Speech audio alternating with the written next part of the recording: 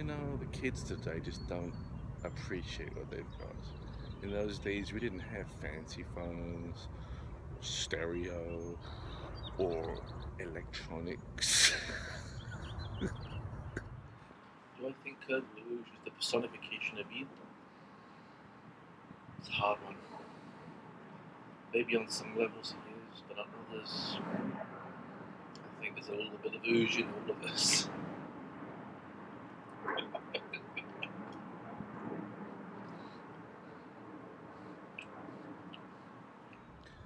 What a lot of people didn't realize is that this TV movie thing was actually based on cassette stories that I did with a friend of mine called Dave Smith several years earlier. It's a true fact. Something that needs to be documented. Also, I quite like bacon.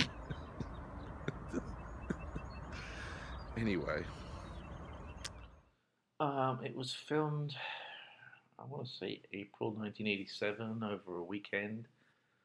The location shots were done in Marble Arch area, the parking garage underneath Marble Arch on the hallways. And then on the Sunday, we shot the inside of the spaceship slash my mum's dining room um, with the aid of quite a good script and a substantial amount of booze. The props were a combination of model kits and toys that we bought at Hamley's and at a tourist gift shop, if I remember rightly. The rest of it was made with love. Oh, the years have suddenly flown by. Or something. I can't talk about where I am. I'm definitely not on the set of the Teletubbies, because that would be weird. But it's somewhere in America. What else? Another little known fact, the hallway where we shot the murder scene was actually used in the opening titles of the 1968-67 TV show The Prisoner, starring Patrick McGowan. That corridor he's walking down, same one that we used. Didn't know it at the time, but true story. Plus Marble Arch has been there for quite a while too. We didn't build that, that was actually there. True. What else? I think we wrote the script the weekend before, and then the next weekend we shot the whole thing in a couple of days.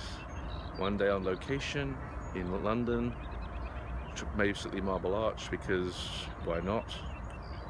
And then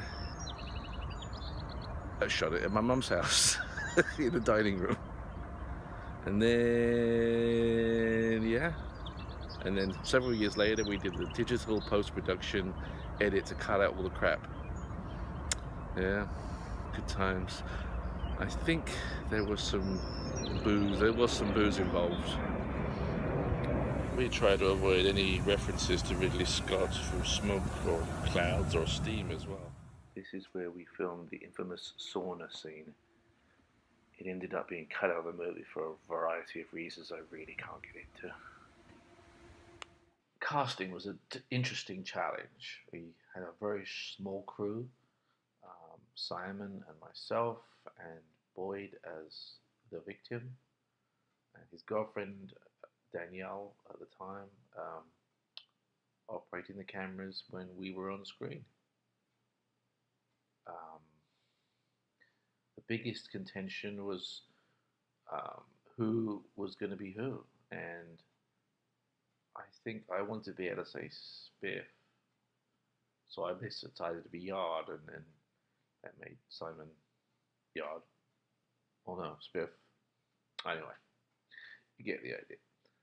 And the other thing is we had the robot hand, which we used at the intro of the movie, but then we completely forgot it and left it, so we didn't actually have it through any of the rest of the sequence. So it's a bit of a continuity hole that you may not have noticed. So we did film some stuff in corridors, not unlike this, but this isn't the corridor because you can't get there anymore. But this would have worked just fine, I think. At least it wasn't an elevator secret. Oof.